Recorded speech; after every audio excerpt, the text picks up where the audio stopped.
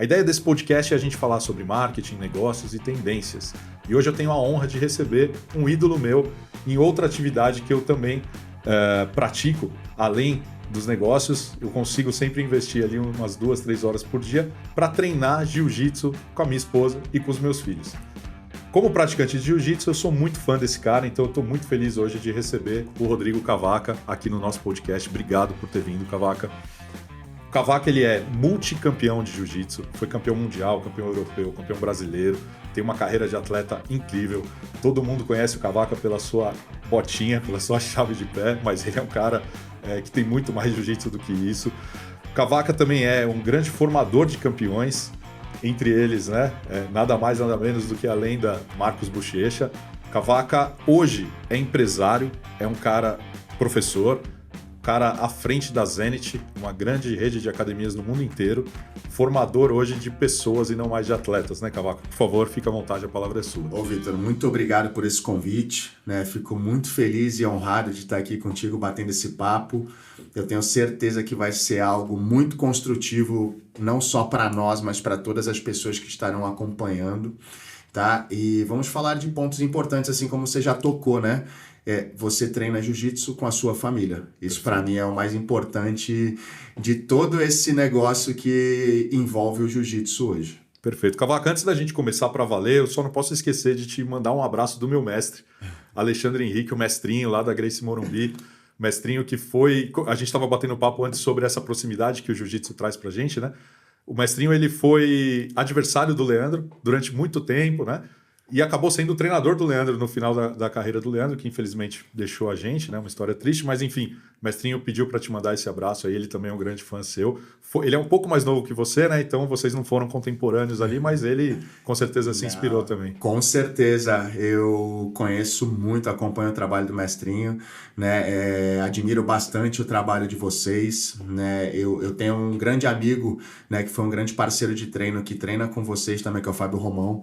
Perfeito. Né? Então, assim, e vários outros que estão ali praticantes da minha geração, mais novos, mas que eu tô sempre antenado ali em tudo que está acontecendo na nossa comunidade, porque faz parte também, tá? E com certeza isso que você falou, o jiu-jitsu, ele tem essa... Eu considero o jiu-jitsu como a maior ferramenta de conexão de vidas, né? De fortalecimento de amizades e de construção de novas amizades, né? Então, eu falo isso porque eu viajo o mundo inteiro e eu tenho amigos no mundo inteiro de todas as nacionalidades, amigos de verdade que eu posso chamar de amigos, né? Então, é o jiu-jitsu que me proporcionou essa grande riqueza. E com certeza as portas estão abertas, a nossa casa lá é sua casa também, quando você quiser vai ser um prazer e digo a mesma coisa. Mestre, a gente vai falar do que realmente importa no jiu-jitsu, vai falar muito nesse episódio sobre marketing, sobre o negócio de academia, o negócio no mundo das lutas, e você é uma das pessoas mais inspiradoras aí, um expoente nisso. Mas antes, vamos dar uma contextualizada só na sua história, né? Eu estava lendo que você começou com 19 anos, o que hoje é inimaginável, né? Um atleta de alto nível como você foi, começar tão tarde. Hoje a molecada, a gente vê aí esses moleques, o Ícaro, o Daniel, né? Os moleques com 11 anos de idade em altíssimo nível, assim, com anos de jiu-jitsu já. E aí eu li uma história que você venceu 3 lutas de faixa branca e isso te empolgou pra caramba pra ser um competidor. Conta essa história pra gente um pouquinho. Foi. O jiu-jitsu, eu acho que tudo na vida, as peças acabam se encaixando, a vida vai dando sinais, né? E a gente vai tendo que estar pronto ali pra conseguir montar nosso quebra-cabeça. Foi tudo fazendo sentido pra mim. Primeiro eu tinha um preconceito muito grande com o jiu-jitsu, porque era uma modalidade nova, tinha aquela época dos pit boys, na década de 90, onde o jiu-jitsu era colocado pela mídia como algo marginalizado, né? Então todo leigo, toda a pessoa que era fora do ambiente tinha essa impressão, né? E alguns poucos ainda hoje tem, mas é o nosso trabalho de mudar essa história. Mas amigos meus que já praticavam me levaram para o jiu-jitsu depois de mais de um ano tentando diariamente, né? Um dia me colocaram um kimono, me empurraram para dentro do tatame. Olha a força. E aí foi meio que na brutalidade e eu me apaixonei desde esse dia que eles me colocaram, que foi em dezembro de 1999. Tô até hoje, até um ponto legal assim que foram 3 amigos que me colocaram nessa modalidade, eles já eram faixas azuis, né? E com o decorrer do tempo eu fui abdicando de muitas coisas da minha vida, treinando com maior quantidade a mais de horas do que eles, me tornei faixa preta antes deles e me tornei professor deles e graduei os 3 a faixa preta. Que barato. Você chegou na preta em quanto tempo? Porque naquela época dava para... preta em 4 anos e 9 meses. Que barato, porque naquela época ainda dava, né, para você Então, acelerar se você treinasse muito, né? Exatamente, é algo que também é algo polêmico, assim, que muitas vezes eu coloco nas minhas redes, né, que eu falo com os meus amigos mais próximos também, sobre você acelerar a ser um faixa preta. Eu acho que faixa preta, né, na minha época, eu era avaliado como competidor, né? E muitos ainda avaliam uma graduação a nível de competição, porque a história do jiu-jitsu muitas vezes vem disso, né? Eu sou faixa preta do mestre Elcio Figueiredo, que é faixa preta direto do mestre Carson Gracie. Então, assim, o mestre Carson Gracie é o principal responsável da competição existir no mundo do jiu-jitsu. Né? Ele criou e desenvolveu um time de competição, o primeiro e maior time da história. E o meu mestre foi graduado por ele e cresceu nesse ambiente, nessa cultura. Então, da porrada, né? De formar casca grossa competidores. Né? Então, a história é até engraçada, porque o mestre Carson Gracie, ele desenvolveu um time de competição com o objetivo de ganhar da própria família dos Gracie. Sim. Né? Então, assim, e ele... como já tinha de forma cultural dele, interna, porque ele adorava até rinhas de galo, ele participava, tinha vários galos de rinha, então é meio que ele fez isso com os próprios lutadores dele. E quem foi criado nesse ambiente acabou replicando isso na frente. E eu fui um dos que acabou caindo nas mãos de um mestre que acabou com essa cultura me graduando por nível competitivo. Nível técnico, Nível técnico, né? Porque você ganhava um campeonato brasileiro, um mundial, você não tinha mais, para eles, naquela época, não tinha mais o que já fazer. Já fez o que tinha que fazer na faixa azul, já dá a roxa para ele. E aí, gradativamente, se acelera um processo, né? Só que isso, a gente falando a nível competitivo, super positivo, né? Porque tem tudo a ver. Agora, e você falando em desenvolvimento humano? Você tem noção que representa uma faixa preta e, mais ainda, uma faixa preta de jiu-jitsu, que é um processo muito árduo, né? E você ter uma faixa preta de jiu-jitsu na cintura, você é um formador de opinião em qualquer ciclo de amizade que você esteja, em qualquer comunidade que você frequente. Perfeito. Todo mundo que souber vai te olhar de forma diferente. Você já tem um posicionamento, né, que as pessoas vão te olhar de baixo para cima. Você tem uma credencial de autoridade. É como um médico, né? Alguém que transfere autoridade. E a mais. Perfeito. A mais. Você ser um praticante de jiu-jitsu, de arte marcial, de jiu-jitsu, e você ser um faixa preta, cara, em qualquer mesa que estejam ali, eu falo disso por experiência própria e por grandes amigos também terem passado pelas mesmas coisas que eu. Você tá numa mesa aqui, tá todo mundo sentado. Todos são advogados, só um é faixa preta. Esse faixa preta é mais advogado que os outros. Ele passou. Cara, isso é fato. Cara. Isso é fato. Isso assim. Cara, meu sócio é um grande advogado, né? Só que ele é faixa preta há 4 anos, 4 graus. Os 2 filhos são recém-faixas pretas também, né? E, cara, assim, em audiências, foi uma das coisas que eu primeiro perguntei para ele, porque eu tinha essa curiosidade para ver se com ele também acontecia isso. Né? E as pessoas se colocam numa situação diferente quando elas veem que você é um praticante da modalidade jiu-jitsu e ainda mais quando você é faixa preta. Entendeu? Então, assim, o jogo vira. Sensacional. Você tá numa situação em que você está numa audiência ali, tem um juiz, né? E tem 2 advogados, ambos lutando pelos seus direitos, tá?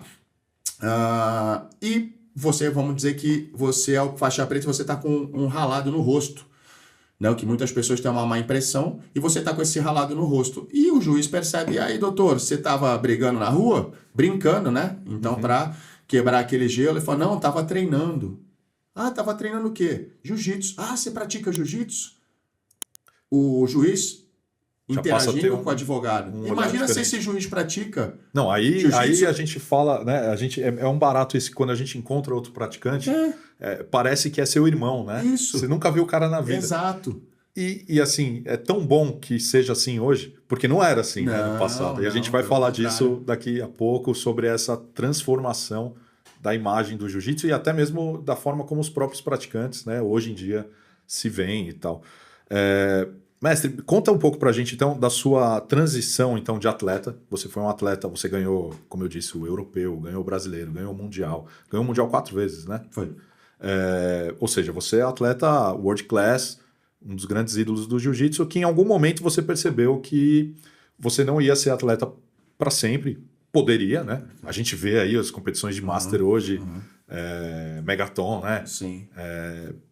Enfim, é incrível, mas você decidiu que você ia ser professor antes de ser empresário. Como é que foi isso, assim, essa sua transição para professor e depois para empresário do mundo do jiu-jitsu? Na realidade, Vitor, na minha época, assim, na minha geração, o jiu-jitsu ele não te dava uma estabilidade financeira. Estabilidade financeira até dava, mas não te dava uma tranquilidade de você construir um patrimônio para que te desse segurança lá na frente. Você Mesmo investir no campeão seu mundial. futuro. Não, você lutava por uma medalha.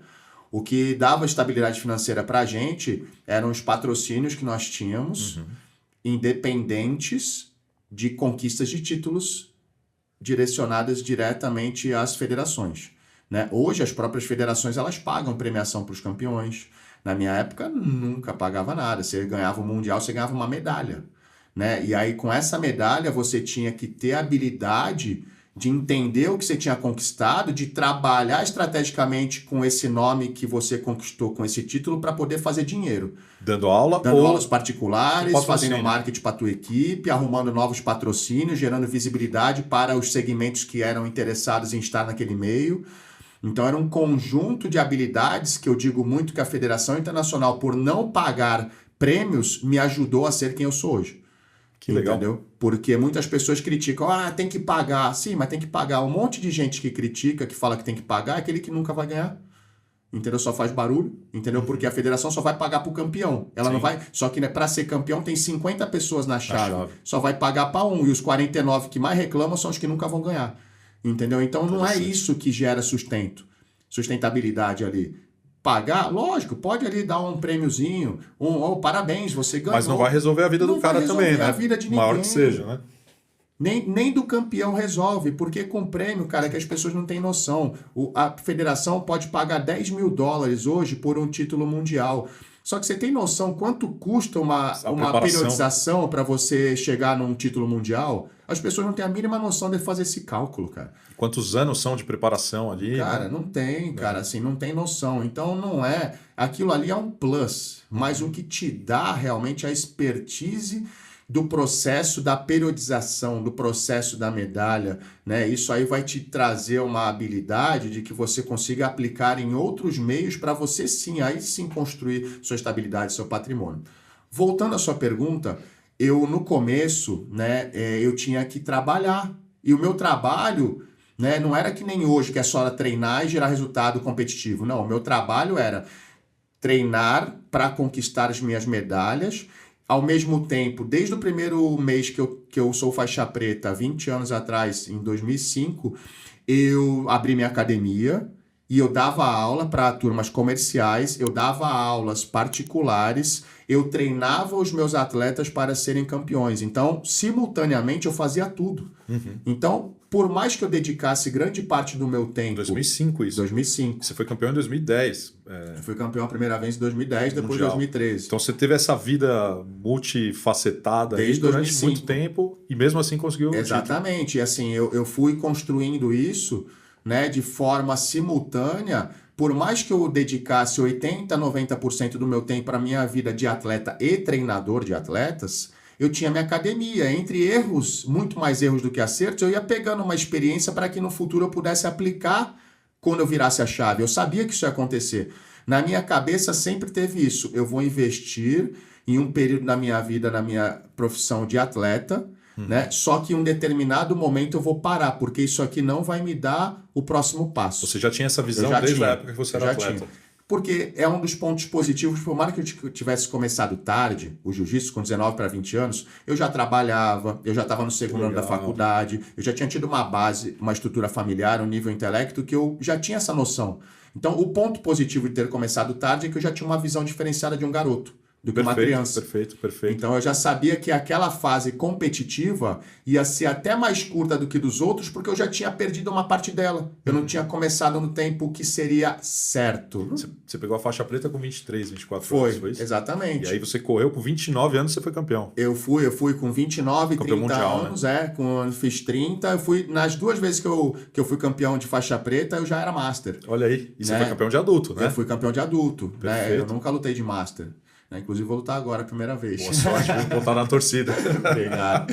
Mas eu fui fazendo essas atividades paralelas, né? Por mais que fosse com menor tempo investido, mas eu fui tendo um mínimo de experiência para que quando eu pudesse parar, eu já tivesse uma bagagem e não começar tão do zero. Porque eu sabia que ia parar. Então eu já sabia, já estava planejado. Entendi. Porque vida de atleta não sustenta ninguém por muito tempo. É a menor fase em que nós, da arte marcial, iremos viver. Entendeu? Só que naquela época não me dava sustentabilidade. Então eu precisava fazer dinheiro com a minha academia para poder sustentar a minha vida pessoal. Em paralelo, a minha carreira profissional era sustentada pelos meus patrocínios, que eu tinha o privilégio de ter porque eu tinha currículo. E quem não tem currículo? Tem que usar do próprio dinheiro que vem da sua academia para sustentar sua família e sua carreira. Entendeu? Só que ao mesmo tempo isso te fortalece, cara. Eu não vejo isso como um ponto negativo. As pessoas se vitimizam muito. A gente dá um sacrifício, tem que... Cara, isso te ensina a trabalhar, cara. Isso te ensina a empreender. Sim. Cara, eu posso fazer um gancho rapidinho, uma história que meu pai fala pra mim até hoje, assim. Ele diz assim, pô, meu pai e minha mãe, eles estão chegando aos 80 anos de idade já, né? Eu sou o mais novo, né? Eu tenho irmãos, um irmão e uma irmã mais velhos. Meu pai fala assim, aonde eu errei com vocês foi talvez aonde eu mais fortaleci vocês. Eu vejo hoje, né? Graças a Deus, eu e meus irmãos estamos bem, né? Bem formados e tal. E meu pai olha assim com orgulho e ele diz assim, cara, eu olho para trás e onde eu errei, que eu achei que eu errei em algum momento, é onde eu mais fortaleci. São as grandes forças que vocês têm na personalidade de vocês. É mais ou menos isso que você está falando, né? As dificuldades, até aquelas coisas que a gente acha talvez injusto da federação, foi o que formou em você a pessoa que você não é só hoje. Não só em mim, Vitor. Na comunidade. Pega todas as pessoas da minha geração. A minha geração é uma das... para trás, são das pessoas mais bem-sucedidas que têm as maiores equipes hoje. André Galvão, Rômulo Barral, Fábio Gurgel, Kira Gracie, Roger Gracie... Todos bem-sucedidos, todos da minha geração e um pouco antes da minha. Sim. Entendeu? Então, por que será? Vamos ver aonde que essa geração nova agora, que não tem essa pressão para poder trabalhar com a sua academia, só treina. Porque imagina comigo, se você só treina, a única coisa que você sabe fazer na vida é aplicar aquilo que você repete todos os dias. Qualquer ser humano que praticar muitas vezes a mesma coisa fica bom, impossível não. Entendeu? Uns mais rápidos, outros mais demorados. Mas todo mundo fica bom de habilidades técnicas, é só querer, tá? Então, aí um dia você para. E aí? Só que você para, tua carreira vai acabar, meu amigo. Se tu só conquistou respeito por bater nos outros, uma hora tu vai deixar de bater e vão te bater.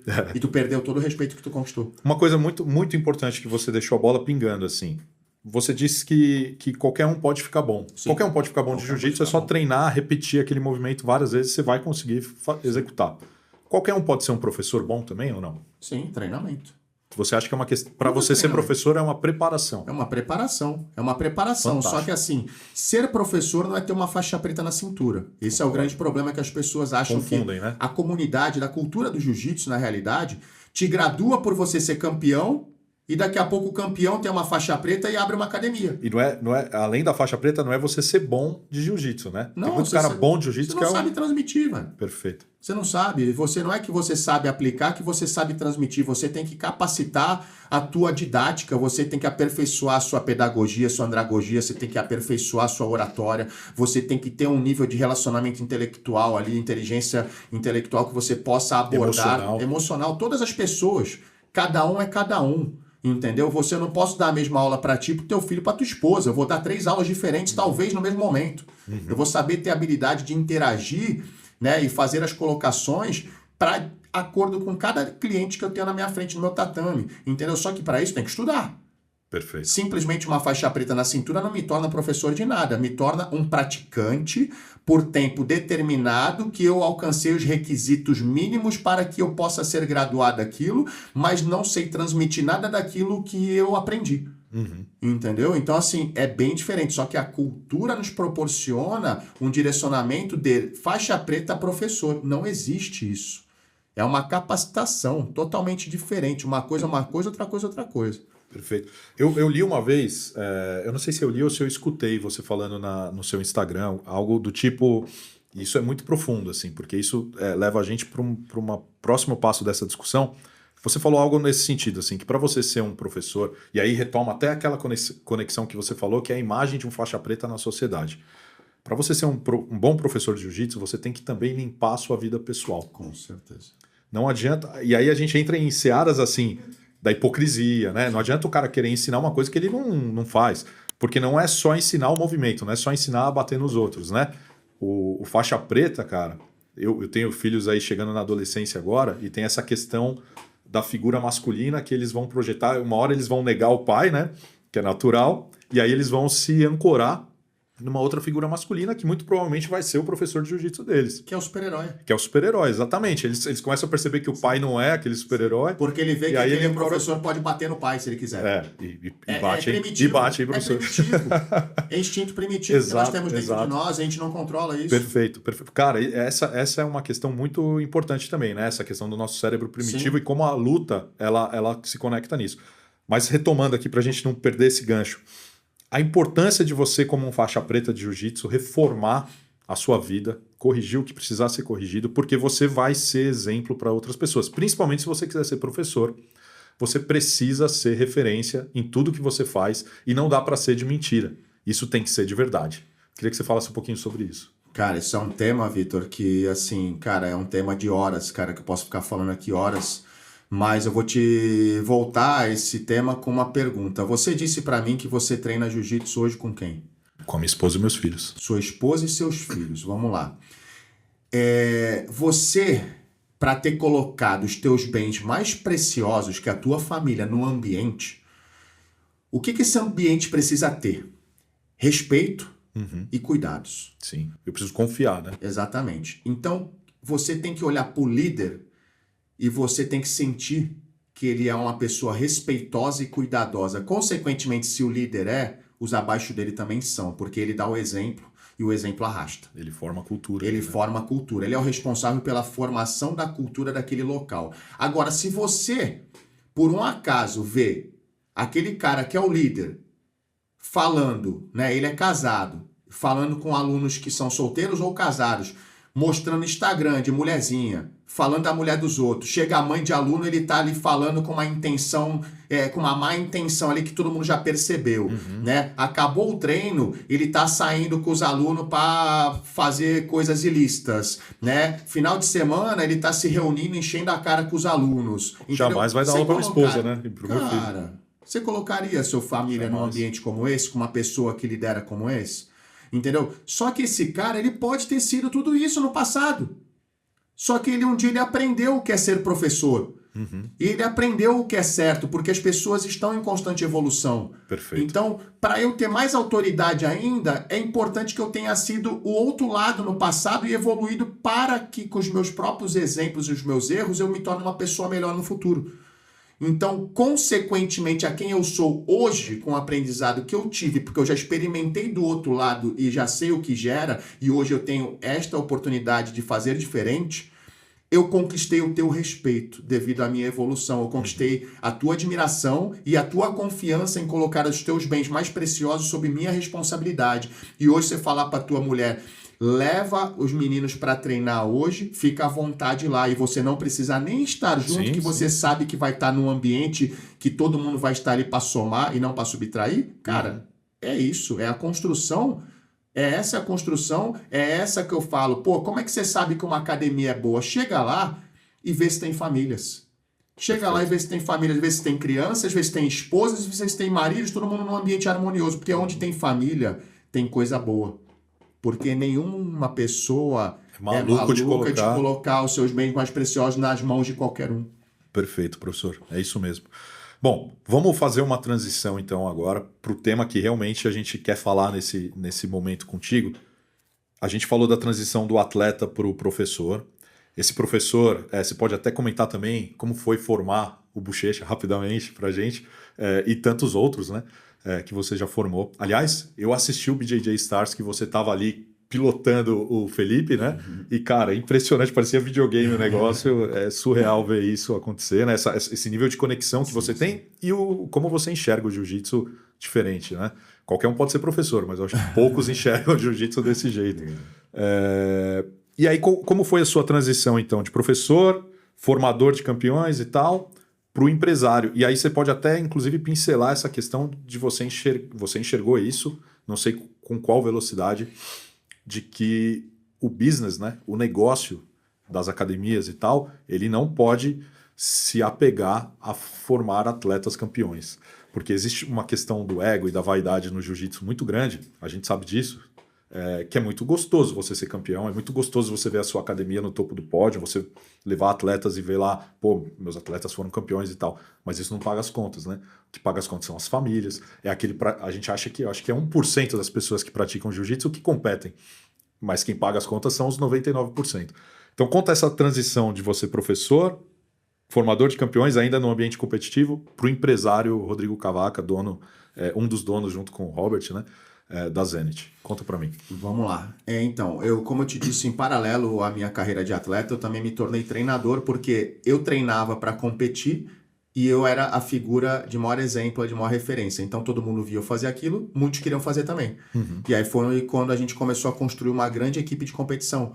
Porque eu dava o exemplo, eu precisava também treinar e eles treinavam comigo. E, consequentemente, os sparrings acabam ficando duros também, assim, tanto quanto o atleta que está se preparando. Consequentemente a isso, o exemplo e a participação direta deles acabou fazendo com que eles subissem de nível junto. Então, daqui a pouco, a gente construiu uma grande equipe de competição na Baixada Santista, né? Grandes nomes, muitos campeões mundiais saíram de lá. Consequentemente a isso, a gente via que lá na frente, como eu te disse, eu ia ter que parar. Né? Eu ia ter que parar, meu pai sempre me falou, meu pai sempre foi comerciante, trabalhou com construção civil, ele fala, filho, pô, você faz dinheiro, só que você não sabe administrar, você tem que aprender a juntar dinheiro, você tem que aprender. Eu falei, pai, vai chegar a hora certa, agora não dá, agora eu tô fazendo o máximo que eu posso. E eu dava essa resposta para ele porque eu sabia que aquilo ali era necessário, eu sabia, porque eu sempre, cara, era uma bagunça, eu não sabia administrar, entrava dinheiro. Poxa, sempre dei muito seminário, muita aula particular. Eu sempre fiz, eu nunca vou poder reclamar do quanto o jiu-jitsu me proporcionou na parte financeira, porque eu sempre tive uma vida muito boa em relação a isso. Né? Nunca me faltou nada, graças a Deus, mas eu também sempre trabalhei. Inclusive, nunca me faltou trabalho, né? Porque eu sempre trabalhei. Mas, assim, muitas vezes a minha academia sempre tinha uma média de 200, 250 alunos naquela época, era uma academia cheia, né, na realidade, aquele negócio, muitos não pagavam, muitos pagavam, e muitas vezes eu tinha que pegar dinheiro dos meus seminários para colocar na academia, outras vezes da academia para não sei o que, para vida pessoal, então era uma bagunça, e só ia. Todo empresário já passou por isso, cara, misturou tudo. E só ia, porque assim, só que eu sabia que estava errado, só que eu não queria arrumar naquele momento, porque senão eu ia tirar a energia daquilo que era prioridade para mim. Era a minha vida de atleta e lutador, e meu pai sempre falando. Quando eu cheguei no momento certo, eu comecei a preparar meu psicológico, porque parar de lutar é muito difícil, porque eu tinha medo de perder o meu status de campeão. Então, passou isso na minha cabeça, foi muito difícil eu largar, porque eu sabia que muitas das oportunidades que eu tinha era porque as pessoas querem estar ao lado do campeão. E eu sentia isso, é perceptível quando você é campeão. A pessoa só está te dando essa oportunidade porque você é campeão. E você, por ser imaturo ainda, não ter a experiência necessária, você acha que quando você perder esse posicionamento, você nunca mais vai voltar para ali. Só que hoje eu vejo que, cara, eu tô muito acima daquele posicionamento que eu tinha quando eu era atleta. Então, o que eu tenho hoje me gera muito mais visibilidade, até mesmo do que quando eu era atleta. Entendeu? Pelo que eu construí depois. Só que naquele momento, eu ia perder e eu ia descer muitos degraus. E aquilo ali me proporcionou uma insistência naquilo até um tempo excessivo de eu virar essa chave. E eu tive que construir um cenário, fingir uma participação no campeonato mundial, avisar nas redes sociais e nas mídias que eu ia fazer meu último mundial. E eu nem estava mais treinando quando eu participei do meu 15º mundial, que foi o último. Eu só criei um cenário para virar a chave na minha cabeça, porque eu precisava daquilo. Daquele ritual, você deixou a faixa preta no tatame. Exato, porque você precisava daquilo. O que eu tenho de mais importante, Vitor, é a minha palavra.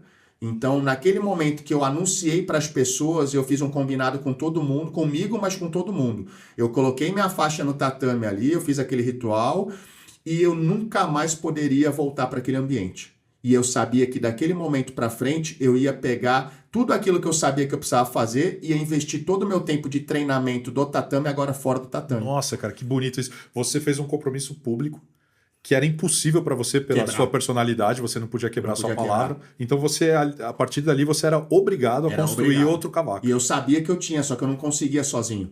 Então eu tive que usar esse cenário, mesmo sem treinar. Foi a primeira vez em 15 mundiais que eu perdi na primeira luta. Eu nunca perdi e não me fez mal nenhum perder. Porque o compromisso que eu fui, a partir do momento que eu deixei minha chave, eu levei meu pai pela primeira vez para os Estados Unidos para acompanhar o campeonato. Né? Eu criei um cenário, meu patrocinador na época, a Kings, fez um kimono especial para mim, fez uma faixa especial, meus alunos estavam todos lá, o ginásio inteiro, de pé aplaudindo, né? Então, assim, aquela cerimônia, né, que todo mundo já conhece. Na verdade, o resultado da luta não importava. Não importava, eu não me importava com aquilo. Quando eu deixei aquela faixa, o juiz veio me trazer de volta aquela faixa, na minha cabeça já virou uma chave. Naquele instante eu falei, pronto, agora eu tô pronto. Agora vai ser um novo cavaco. E aí eu comecei a pegar todas aquelas experiências negativas de erros que eu tinha tido naquele momento que eu não investia tanta energia na minha academia, na gestão, no relacionamento de pessoas, nas vendas, no marketing, tudo aquilo que eu já sabia que eu tinha que fazer, só que eu não investi energia, eu errei muito. Só que esses erros foram muito valiosos para que eu pudesse, quando eu virei a chave, aplicar no meu processo novo, porque eu já sabia muito do que não fazer. Entendeu? Então eu fui muito mais acelerado devido à quantidade de erros que eu tinha tido, que eu olhei para eles, que eu já sabia, para poder construir depois o meu negócio, para construir, fazer com que a minha academia fosse mais rentável, para abrir novas unidades próprias, para poder expandir a rede, para poder enxergar a sociedade como algo positivo e não negativo, para poder olhar para o copo sempre meio cheio. Que legal, cara. Entendeu? Então isso para mim foi muito positivo. Foi quando eu comecei a estudar realmente empreendedorismo. Foi de novo a preparação, né? De que novo. A gente falou, tanto a técnica, depois para ser professor e agora para ser empresário, você também se preparou. Só que você pensa comigo, as pessoas ficam pensando muito em medalhas. Medalhas, elas vão ser úteis para você durante um pequeno processo da tua vida, uma pequena etapa do processo. É uma fase, é a menor fase. Cara, assim, pra você ter noção, eu falei, eu recebi a faixa preta com 4 anos e 9 meses de treino, né? Eu competi pro nível profissional durante 10 anos, tá? Só que, cara, eu aposentei com 38 anos no profissional. Cara, 38 anos é menos da metade de uma vida. Agora eu tenho a vida toda para continuar fazendo aquilo que eu decidi fazer. Então nada mais pode me parar agora. Então agora é até o último dia, entendeu? Porque agora eu vou usar toda a experiência que eu obtive em relação ao quanto o processo de ser campeão me trouxe, né, de ser tão competitivo em alto nível, o que eu preciso fazer, só que agora eu aplico no empreendedorismo, eu aplico nos outros pilares da minha vida. Cara, você deixou um gancho maravilhoso para mim, assim, guardada, obviamente, todas as devidas proporções. Eu sou um cara que eu comecei lá com 36 anos, voltei a praticar jiu-jitsu com 36 anos, porque como eu disse, né, eu praticava karatê nos anos 90, eu morava na zona norte de São Paulo, não tinha academia de jiu-jitsu lá. A Lotus foi a primeira academia que foi fundada em Santana, mas era longe da minha casa e tal, então eu fazia o que dava, né, quando eu era criança, adolescente. Mas eu tive um contato com o jiu-jitsu ali, na própria Lotus, com amigos que praticavam e tal. Depois, em 2006, eu treinei com o Grifo, com o Adriano Silva, lá na USP, né, que eu estava estudando e ele dava aula lá dentro da educação física na hora do almoço. E aí eu fiquei um ano treinando lá. E aí só na pandemia, quando começou a reabrir as academias, que eu falei, inclusive é uma história longa, mas enfim, o jiu-jitsu me salvou de muitas coisas, que aí eu retomei o jiu-jitsu e entrei com a família inteira lá. A minha esposa levou um tempo pra gente convencer, muito agarrado, muito suor, eu não quero, levou uns anos pra gente convencer, mas aí eu voltei pro jiu-jitsu. Quando eu voltei pro jiu-jitsu, eu já era empresário. Então é uma história completamente diferente, como eu disse, guardadas as devidas proporções aí. Eu já era empresário, eu estava reformando a minha vida toda, pessoal, me salvou assim de uma depressão muito profunda, de hábitos de vida extremamente nocivos, salvou minha família, salvou tanta coisa, cara. E aí eu enxerguei o campeonato como uma ferramenta. Eu falei, cara, eu já quase com 40 anos de idade, quer saber? Eu vou lutar campeonato de faixa branca. Perdi na primeira luta o primeiro. Perdi na primeira luta o segundo. Perdi na primeira luta o terceiro. Aí eu fiquei, né, cara, porra, eu sou um cara grande. Sempre achei que eu era bom de porrada. Só perco na primeira luta, cara. O que eu faço? Assisti o documentário do Bochecha, que ele conta que perdeu as 10 primeiras lutas e tal. Aí eu já tinha pegado a faixa azul nessa época. Eu falei, quer saber? Falei pra minha esposa, eu vou em 10 campeonatos esse ano. Se eu perder os 10, aí eu repenso essa história de campeonato. Eu treinava todo dia e tal. Aí eu acho que no segundo ou no terceiro de faixa azul eu ganhei. Ganhei o Paulista, depois eu ganhei o Brasileiro. Aí eu comecei a ganhar BJJ Pro. Pô, fui primeiro do ranking e tal. E aí eu percebi, cara, a transformação desse processo, que era o que você estava falando. Como o processo que a gente passa mentalmente, porque pô, com 40 e poucos anos, não precisa falar de nível técnico, né? Pouco importa.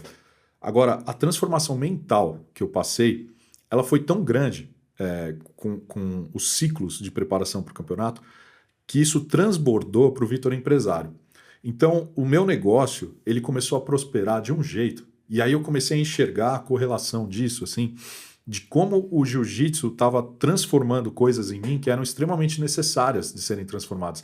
E era extremamente profundo no meu inconsciente, talvez, atitudes, né, formas como eu reagia às coisas, e que eu precisava dessa transformação, e que só o jiu-jitsu talvez pudesse oferecer. A gente estava falando disso um pouco antes, né?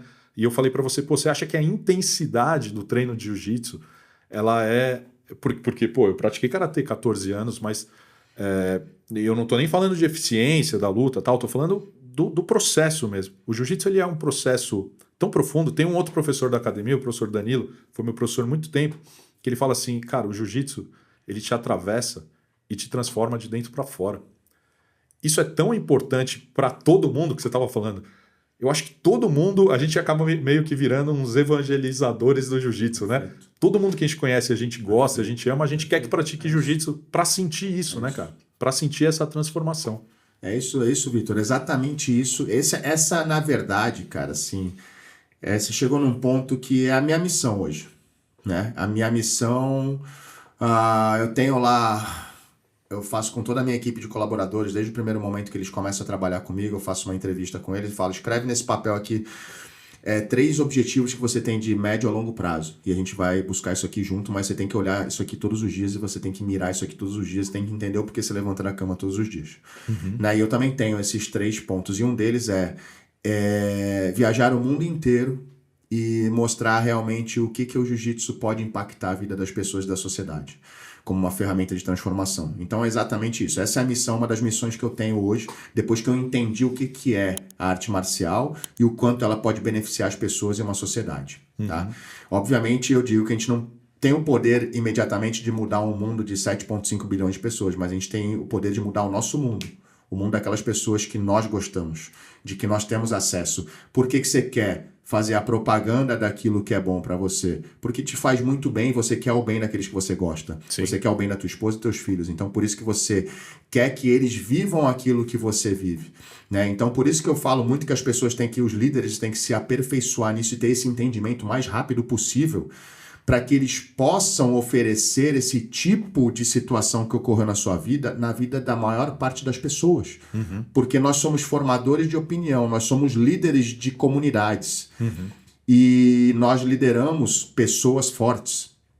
Né? Nós lideramos pessoas fortes capazes de construir um mundo forte.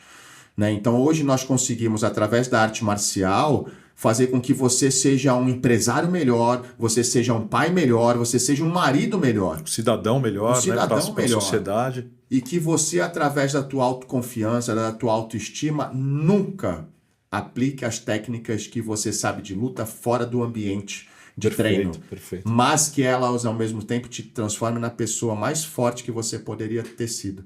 E o forte, na verdade, ele não utiliza essas técnicas fora do tatame, ele utiliza dentro. Né? E o jiu-jitsu, como já dizia o grande mestre Helio Gracie, ele foi construído para as pessoas fracas, não para os fortes. Formar um Bochecha não é difícil, cara. Formar um Felipe Endro não é difícil. né? Formar um campeão mundial não é tão difícil quanto você tirar uma pessoa com depressão do quarto escuro. Não é quanto você pegar uma pessoa super obesa e transformá-la numa pessoa saudável. Não é tão difícil enquanto pegar uma pessoa que utiliza drogas para vencer as drogas.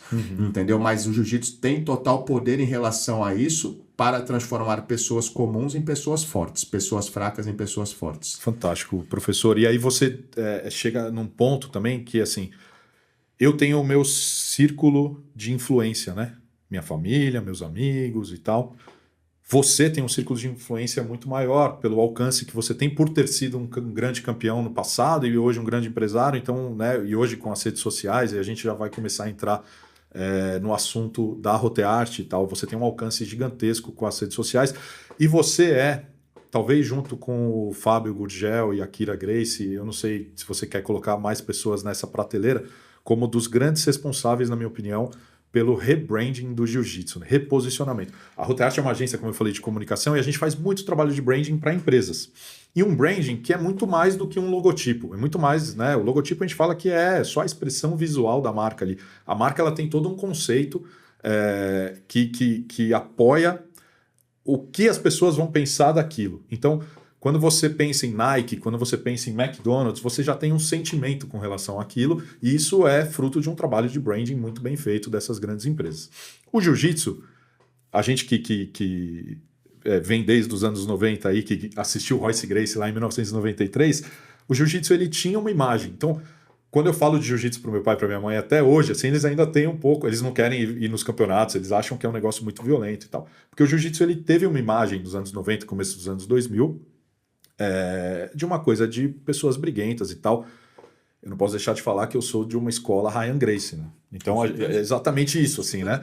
Era aquela imagem que você fala, caraca, bicho, é um negócio de louco, assim, é porradaria para todo lado e tal, né? E nesse ambiente, obviamente, jamais a minha esposa e meus filhos estariam treinando. E jamais você da Zenit estaria conversando comigo, da Gracie Morumbi, de uma forma fraternal, para usar uma palavra que você usou. Era um ambiente muito hostil, o jiu-jitsu. E aí, como eu disse, você, o Fábio e a Kira, talvez, grandes responsáveis aí por mudar o posicionamento do jiu-jitsu no imaginário da sociedade. E hoje a gente tem uma imagem do jiu-jitsu muito mais positiva, né? Como que foi esse processo para você? Você enxergou isso também como algo necessário para os negócios, algo necessário para a sua grande missão de transformação? Como que foi esse processo? Como que as redes sociais entraram nesse processo para te ajudar a fazer o que você fez, né, e ainda faz? Conta um pouquinho para a gente dessa questão. Com certeza, Vitor. Eu acho muito interessante tudo isso que você pontuou, porque realmente é parte da história, principalmente das pessoas que não têm acesso direto, elas têm ainda talvez uma impressão muito questionável perante aquilo que realmente hoje o jiu-jitsu proporciona para as pessoas, né?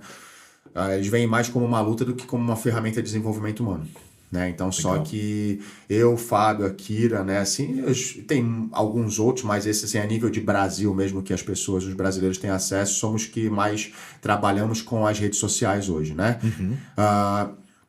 O que eu destaco aqui em relação a esse reposicionamento do jiu-jitsu, na minha parte, eu vou falar por mim, tá? Começa por um propósito, tá? Começa por um propósito porque é como você disse, você levou a sua família e você influencia pessoas que você gosta porque você sabe o bem que te fez. Então, o meu propósito é exatamente esse. Então, hoje eu tenho uma mentoria que ela chama-se Mais Lucro, Menos Medalha, sim, que ela é para líderes e professores e futuros professores de academias de artes marciais, não especificamente de jiu-jitsu. Legal.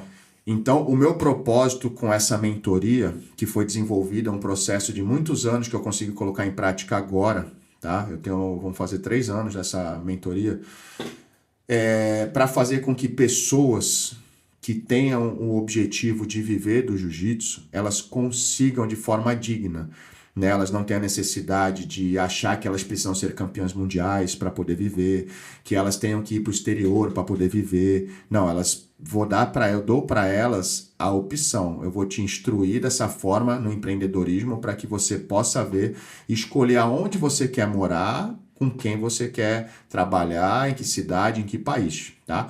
Mas que se você aplicar isso aqui, você vai ser uma pessoa bem-sucedida, você vai ter uma vida digna com sustento único e exclusivamente do teu negócio. É uma formação para gestores de academia. Perfeito. Por que isso? Legal. Não é questão de visar, né, o dinheiro. O dinheiro é consequência. O dinheiro é importante. O dinheiro é impossível falar, dinheiro não traz felicidade. Traz sim. Traz felicidade. Sem dinheiro, o teu casamento acaba, meu amigo. Não tem dessa. Mas o dinheiro não pode ser, nunca ser, no meu ponto de vista, tá? Existem pessoas que pensam diferente, mas no meu ponto de vista, o dinheiro é consequência. Então, o que vem antes do dinheiro é você fazer aquilo, viver do que você mais ama. Entendeu? Então, por que para viver do que eu amo, eu tenho que sair do país, sou obrigado a sair do país? Né? Eu fui morar no exterior 1 ano nos Estados Unidos, com uma vida totalmente estabilizada financeiramente, que se eu tivesse ficado até hoje lá, cara, eu seria com certeza uma das pessoas mais bem-sucedidas do segmento no mundo todo. Então, só que eu resolvi voltar, porque não era aquilo que todo mundo falava que era o tudo. Para mim não era o tudo, eu vivi na pele, eu senti, não era o tudo. O tudo foi o que eu tinha deixado para trás, o que eu achava que não era nada ou que tinha sido passado uma fase do passado, que era a minha academia alugada, né? Numa época, tinha uma ali que estava dentro de uma outra academia com meus 200, 250 alunos, numa cidade pequena como Santos. Que você ama a sua cidade. Que eu amo a minha cidade, minha família está ali, meu ciclo de amizade, pessoas que eu amo estão ali. E eu tive que escolher entre amores da minha vida, abdicar daquilo para buscar o próximo passo da minha carreira profissional. E eu cheguei lá, eu vi que aquilo não me supria, que eu só tinha chegado lá pelo embalo da falta de pensamento, né? E que a comunidade, a cultura me direcionou para lá, eu nunca parei para pensar se era certo ou se era errado. E como eu passei na pele aquele sentimento, a gente aprende na dor, cara, e me doeu abandonar minha cidade, minha família, os meus alunos começaram a perder a liderança e dispersar para outras academias e talvez parando também, eu resolvi voltar. E eu voltei com um propósito, eu falei, cara, eu vou ensinar, eu vou aprender a trabalhar com jiu-jitsu, eu vou gerar os meus resultados, eu vou mostrar para as pessoas os meus resultados, porque uma pessoa sem resultado não tem autoridade para falar de nada, entendeu? E depois que eu gerar os meus resultados, eu vou ensinar as pessoas a viverem da forma que eu aprendi a viver. E aí, gradativamente, eu fui. Aí, parei de lutar um dia, eu comecei a investir meu tempo no empreendedorismo, nos estudos, na minha capacitação específica, né? Aumentei, cara, dobrei a quantidade de alunos da minha academia, abri a Zenit Moema, comecei a botar a Zenit Moema num patamar diferenciado na cidade de São Paulo, que é a capital do Brasil, onde tudo acontece, entendeu? Então, aí sim eu tinha segurança daquilo que eu busquei fazer depois de tantos anos.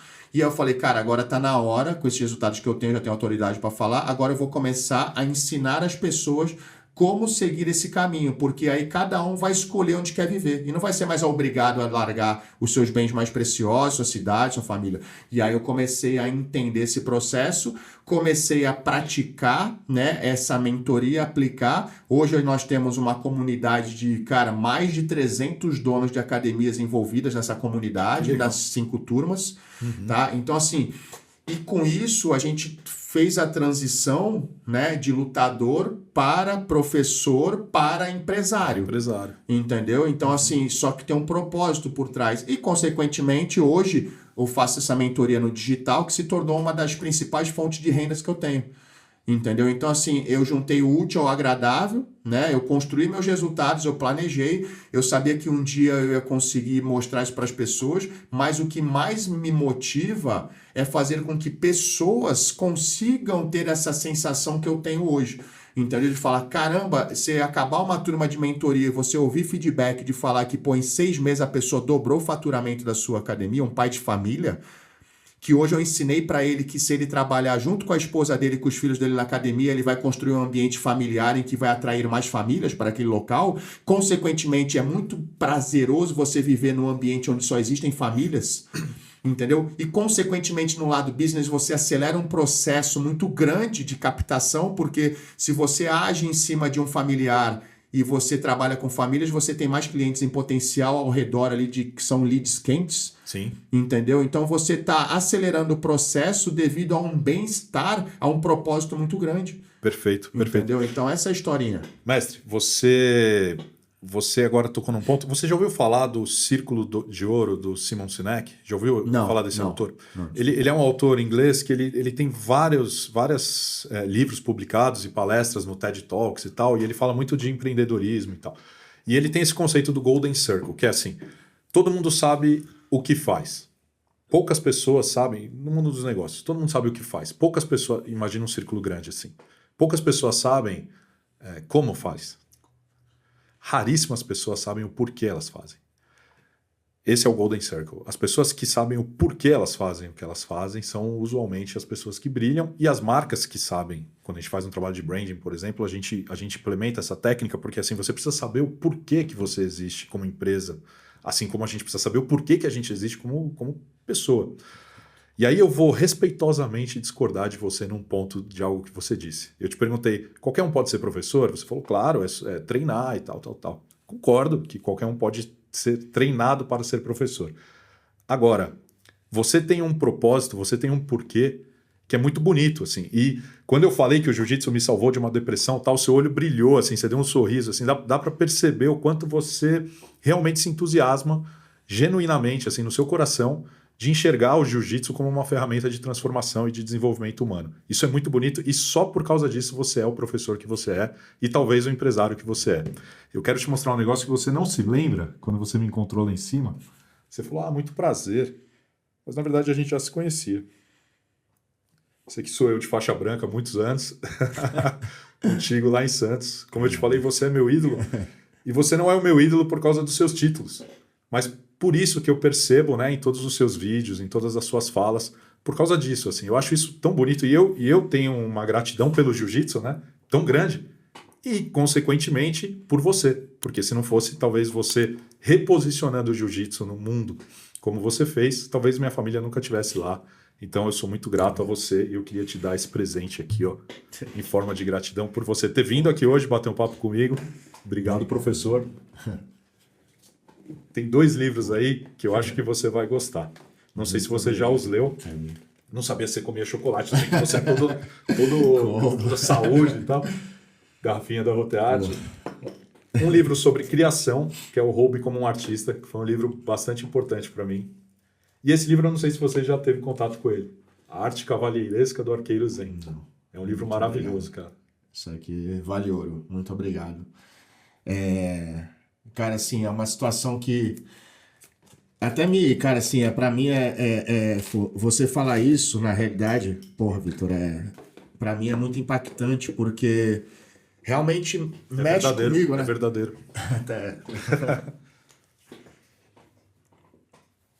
É difícil porque, assim, cara, a gente vê muitas pessoas hoje precisando de isso que a gente pode oferecer, né? E muitas pessoas sendo direcionadas para um caminho que, cara, a gente vê que não vai dar certo, que é errado e que, cara, a gente tenta fazer o máximo de esforço possível para que elas acordem com isso e, cara, a gente sabe que aquilo ali vai dar errado, sabe? Quando tu tá vendo, tu tá vendo teu filho, né? E tu tem que deixar ele dar a cabeçada, entendeu? Então, só que ao mesmo tempo tu tem que deixar. Não adianta falar. Não adianta, que nem você falou que, cara, um dos maiores erros mais acertos que teu pai falou pra vocês é que... Onde ele errou. Foi onde ele errou, mas ele só tava achando que ele errou porque ele tava vendo vocês sofrerem.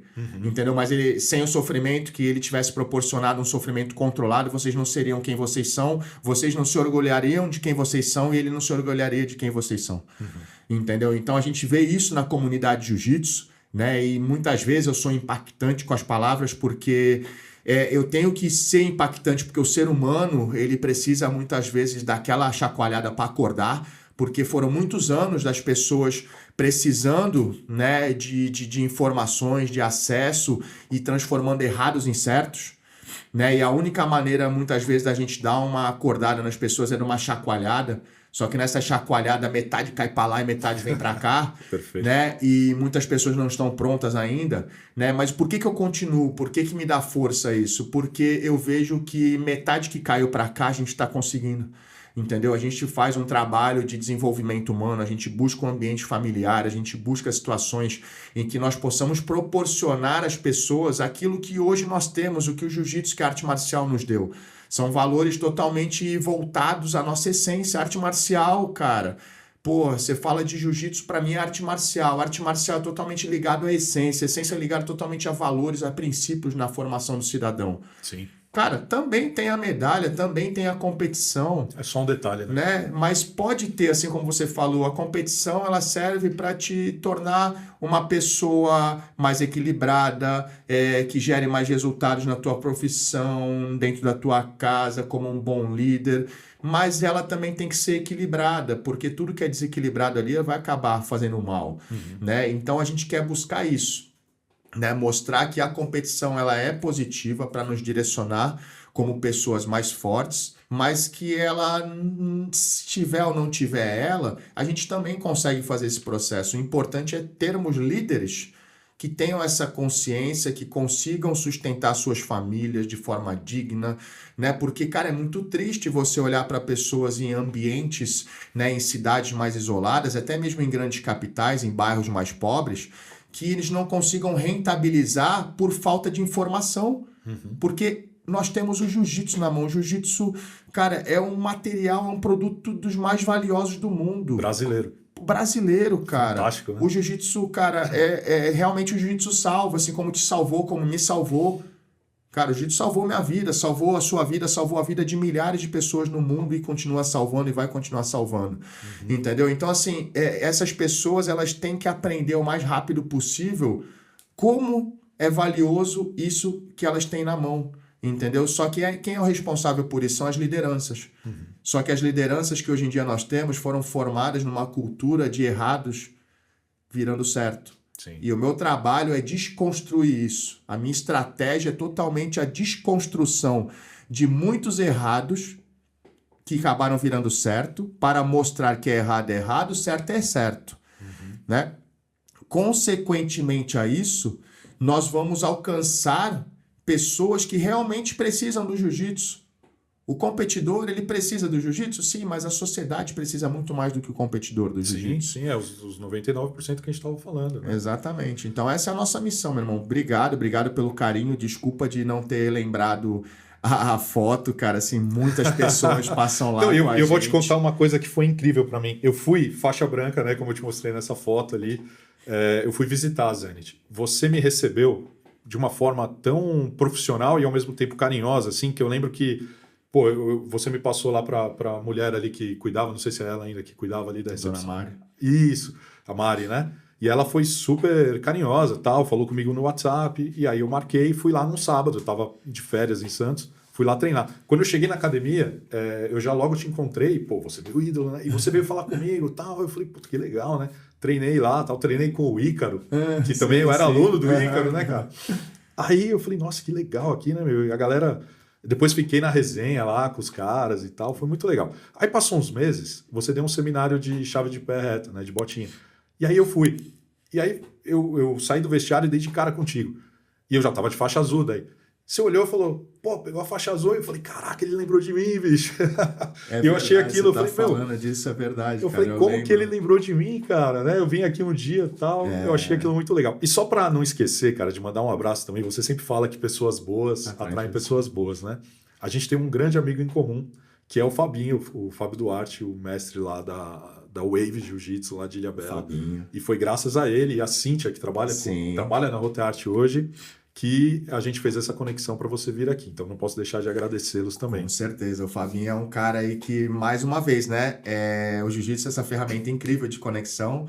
Tem uma academia muito legal. Quem não conhece Ilhabela, é uma cidade paradisíaca.